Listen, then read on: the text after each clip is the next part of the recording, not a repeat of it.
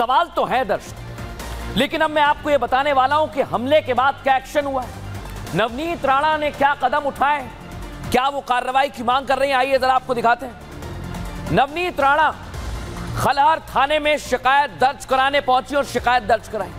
45 लोगों के खिलाफ नवनीत राणा ने केस दर्ज कराया है। दंगा, हत्या की कोशिश और SC/ST एक्ट के तहत उन्होंने केस दर्ज कराया है।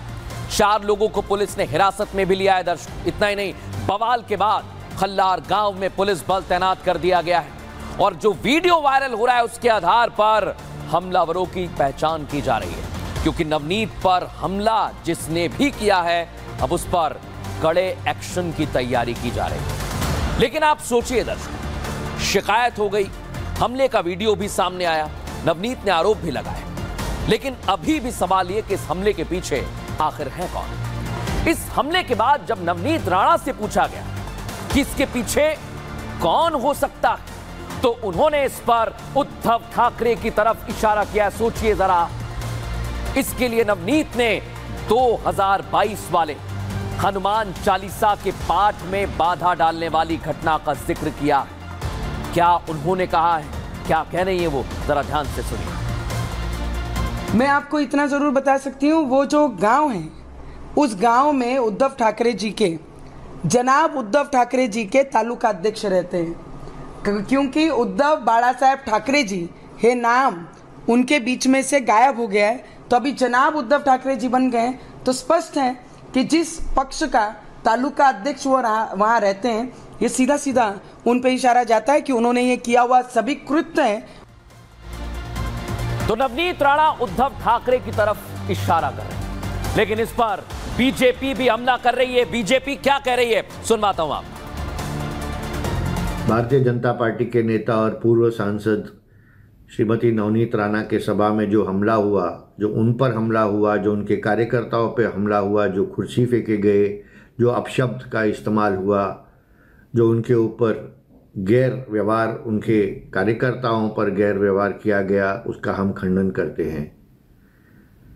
वहाँ पर अमरावती पुलिस ने, दरियापुर पुलिस ने केस दर्ज की है, FIR दर्ज की है और हम विश्वास करते हैं कि पुलिस इन आरोपियों को जल्दी पकड़े और कड़ी से कड़ी सजा दे। इस हमले के लिए बीजेपी पूरी तरह विपक्ष को कसूरवार ठहरा रही है। इसमें महाअघाड़ी की साजिश बताई जा रही है। इसी बीच हिंदुत्व का झंडा बुलंद करने वाली, हैदराबाद में ओवैसी को कड़ी टक्कर देने वाली बीजेपी की माधवी लता भी महाराष्ट्र चुनाव में एंट्री कर चुकी है। माधवी लता MVA पर हिंदुओं को बांटने का आरोप लगा रही हैं, इसलिए वो हिंदुओं से एकजुट होकर महायुति के लिए वोट करने की अपील भी कर रही हैं। सुनिए जरा माधवी लता क्या कह रही है। जो संभाजी महाराज के पीठ पीछे चोरी बोके हैं उनके साले साहब, ऐसी आप वही हिंदू हो जो मुगल और अंग्रेज के साथ मिल गए हो और भारत को खत्म करने पे तुले हो।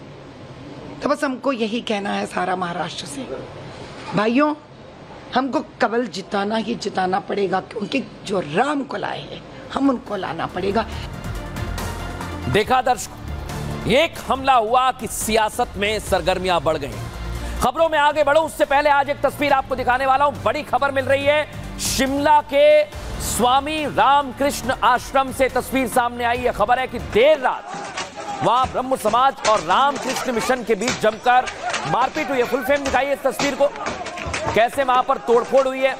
आश्रम में जो हुआ है उसकी सीधी तस्वीर आप देखिए, हाथों में लाठी डंडे कुर्सियां फेंकी जा रही हैं। सुनिए जरा, एमएन सुनाइए।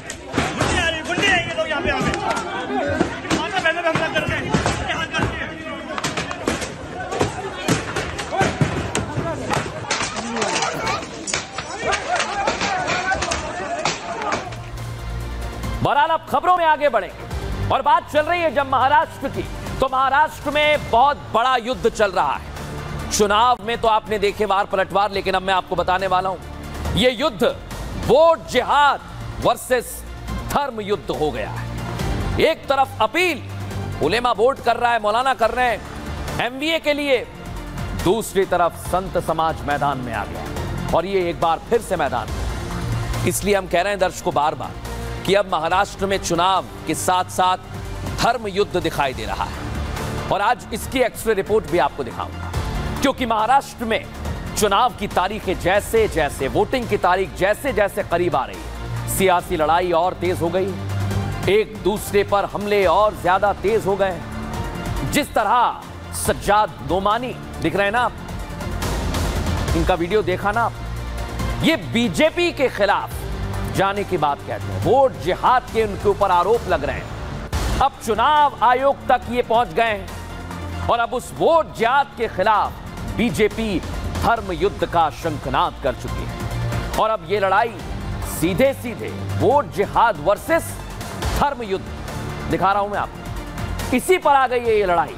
और ये लड़ाई बहुत कुछ कहती है दर्शकों, क्योंकि इस लड़ाई में मैं ऐसा क्यों कह रहा हूं बार बार कि एक दूसरे पर सियासी हमले से ज्यादा मजहबी और धार्मिक हमले किए जा रहे हैं, क्यों कह रहा हूं, इसके पीछे कारण है। देवेंद्र फडणवीस, इनका एक गाना दर्शक जिसे महाराष्ट्र बीजेपी की महिला मोर्चा अध्यक्ष चित्रा वाघ ने जारी किया, और सोशल मीडिया एक्स पर जैसे ही ये जारी हुआ, इसमें राम मंदिर का शिलान्यास जिसमें बोला गया है कि जागो जागो हिंदू एक बार जागो। लेकिन ये गाना कैसा है सुनाता हूं, जरा एमएन सुनाइए। माता की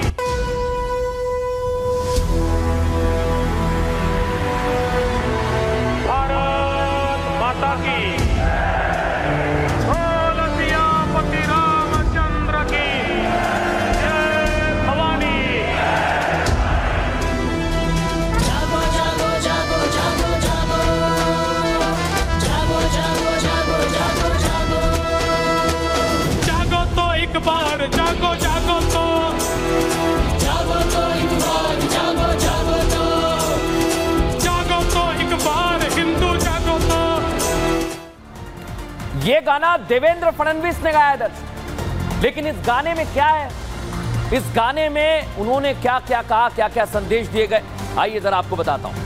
ये आप देखिए, देवेंद्र फडणवीस जिक्र करते हैं छत्रपति शिवाजी महाराज का और बताते हैं कि मुगलों के खिलाफ छत्रपति शिवाजी महाराज ने जंग लड़ी। वो गाने में जिक्र करते हैं रानी लक्ष्मीबाई का, महारानी लक्ष्मीबाई का, कहते हैं कि उन्होंने अंग्रेजों से लोहा लिया है, आप भी जागिए। वो बताते हैं गुरु गोविंद सिंह जी के बारे में और कहते हैं कि धर्म की रक्षा के लिए उन्होंने बलिदान दे दिया है। वो जिक्र करते हैं भगत सिंह का, कहते हैं देश की आजादी के लिए अपने प्राण न्यौछावर कर दिए। वो जिक्र करते हैं कोठारी बंधु का, जो राम मंदिर के लिए लड़े। एक गाने में पूरे कई संदेश देते हुए देवेंद्र फडणवीस नजर आ रहे हैं। लेकिन आप सोचिए, गाना एक और कई सारे संदेश दिए गए हैं, लेकिन इससे कैसे सियासी फिजा गर्म हो गई है, दिखाता हूं।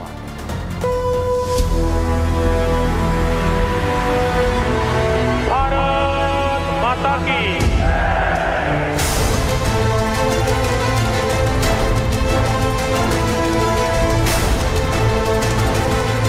आपके कुछ लोगों ने बीजेपी का साथ दिया था, ऐसे लोगों का हुक्का पानी बंद होना चाहिए। मौलाना सज्जाद नोमानी के इसी वीडियो के बाद बीजेपी एकदम फ्रंट फुट पर बैटिंग करने लगी है।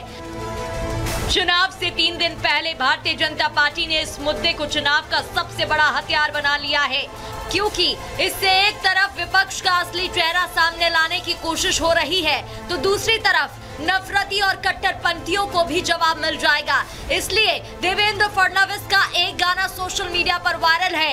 जागो हिंदू एक बार जागो बोल वाले इस गाने में एक साथ कई मैसेज हैं। जागो जागो जागो जागो जागो जागो जागो जागो तो एक बार, जागो जागो तो। बीजेपी ने महाविकास आघाड़ी पर वोट जिहाद करने वालों का साथ देने का आरोप लगाया, तो उद्धव ठाकरे ने बीजेपी के हिंदुत्व को आड़े हाथों लिया। शिवसेनेचं हिंदुत्व हे हृदयात राम आणि हाताला काम देणारं हिंदुत्व आहे। मी अनेकदा सांगितलेलं आहे की भाजपचं हिंदुत्व हे लोकांची घरं पेटवणारं हिंदुत्व आहे, आणि शिवसेनेचं हिंदुत्व हे घरातली चूल पेटवणारं हिंदुत्व आहे. वोट जिहाद की इस जंग में महाराष्ट्र के साथ साथ दूसरे प्रदेशों के नेता भी सबसे आगे नजर आ रहे हैं और इस बात को लेकर वार पलटवार का दौर जारी है. हमारी पार्टी सेकुलर है, हम उनके जैसा बवाल नहीं करते, उनके जैसा अपप्रचार नहीं करते.